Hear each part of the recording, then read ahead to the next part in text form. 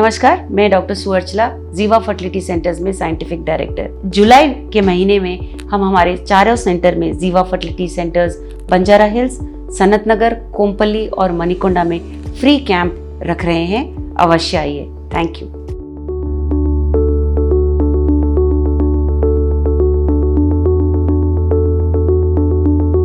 नमस्कार, मेरा नाम डॉक्टर सुअर्चला है। जीवा फर्टिलिटी सेंटर्स में साइंटिफिक डायरेक्टर हूँ। एंडोमेट्रियोसिस की वजह से क्या इनफर्टिलिटी यानी बच्चे नहीं होने का प्रॉब्लम भी हो सकता है? आइए आज समझने की कोशिश करते हैं। एंडोमेट्रियोसिस एक मेडिकल कंडीशन है जहाँ पे जो टिश्यू गर्भ के अंदर बढ़ना चाहिए, जिसे एंडोमेट्रियम कहते हैं, वो गर्भ के बाहर बढ़ने लगता है। कभी कभी ओवरीज में होता है, कभी कभी ट्यूब में होता है, अंदर हो सकता है, बाहर हो सकता है, कभी कभी पेल्विस एरिया में यानी कि जहाँ आपका गर्भ है उस एरिया में हो सकता है। और ये प्रॉब्लम जो है तकरीबन 10% महिलाएं जो रिप्रोडक्टिव एज में होती हैं, यानी जिनके बच्चे पैदा करने के साल होते हैं, उनमें से 10% महिला में हो सकते हैं। और ये बहुत कॉमन है इनफर्टिलिटी से रिलेटेड। इसका कनेक्शन क्या है देखते हैं। एंडोमेट्रियोसिस होने से जो गर्भ का वातावरण है वो डिस्टॉर्ट हो सकते हैं, जो शेप होना चाहिए वो नहीं होता है। इस ग्रोथ की वजह से अगर ये बाहर होता है, इसकी वजह से एडिशंस यानी कि जो भाग है वो एक दूसरे से चिपकने लगना, जहाँ जिस भाग को रहना चाहिए वो नहीं होना, स्कार टिश्यू होना, ओवेरियन सिस्ट होना, ये सब बहुत कॉमन है। और ये अबनॉर्मलिटीज जो है ये फॉलोपियन ट्यूब्स को ब्लॉक कर सकते हैं, उसे शेप में आउट कर सकते हैं, जिसकी वजह से स्पर्म अंडे तक पहुंच नहीं पाता, और पहुंच नहीं पाता तो उसे फर्टिलाइज नहीं कर पाता।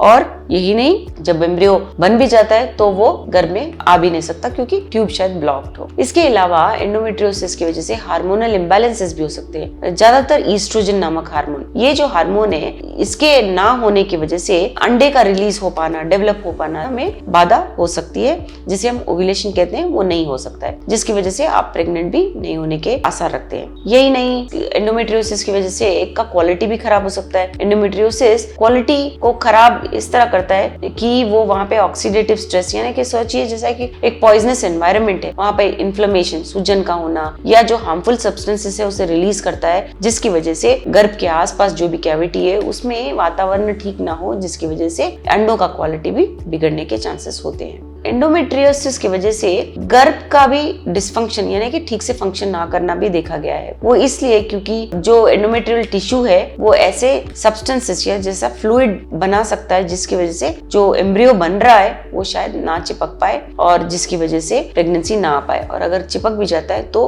अर्ली प्रेगनेंसी लॉस भी हो सकता है। इस कारण एंडोमेट्रियोसिस की वजह से इम्यून रिस्पॉन्स भी खराब हो सकता है। क्रॉनिक पेल्विक इन्फ्लेमेशन रहा या इम्यून रिस्पॉन्स अच्छा नहीं रहा तो भी बहुत खराब वातावरण तैयार होने की वजह से वहाँ पे गर्भ में प्रेगनेंसी ना होने के चांसेस होते हैं। और जब स्पर्म्स वहाँ पे पहुंचते हैं तो भी उनके लिए अच्छा नहीं होता है, वो अंडे तक पहुंच नहीं पाते और अंडे से फर्टिलाइजेशन नहीं कर पाते, जिसकी वजह से एम्ब्रियो भी या नहीं बन पाता या बन भी गया तो क्वालिटी अच्छा नहीं हो पाता। इस पर भी असर होता है एंडोमेट्रियोसिस का। एंडोमेट्रियोसिस हर महिला को इफेक्ट नहीं दिखाता है, लेकिन अगर माइल्ड रहा, प्रेग्नेंट हो सकते हैं, आपको पता भी नहीं चलेगा कि माइल्ड एंडोमेट्रियोसिस है। लेकिन अगर सीरियस एंडोमेट्रियोसिस रहा, बहुत सीवियर है, बहुत मॉडरेट है, मॉडरेट टू सीवियर है, और इसकी वजह से आपको सिम्टम्स भी हो रहे हैं, पेन होना, सेक्सुअली एक्टिव नहीं रह पाना, ये सब प्रॉब्लम्स, इनफर्टिलिटी होना अगर हो रहा है तो प्रेगनेंसी में प्रॉब्लम हो सकती है। इसके बारे में और जानकारी के लिए अवश्य जीवा फर्टिलिटी सेंटर से। धन्यवाद। हमने इस वीडियो को बनाने में बहुत मेहनत की है, जरूर हमें सब्सक्राइब और लाइक कीजिए। Thank you.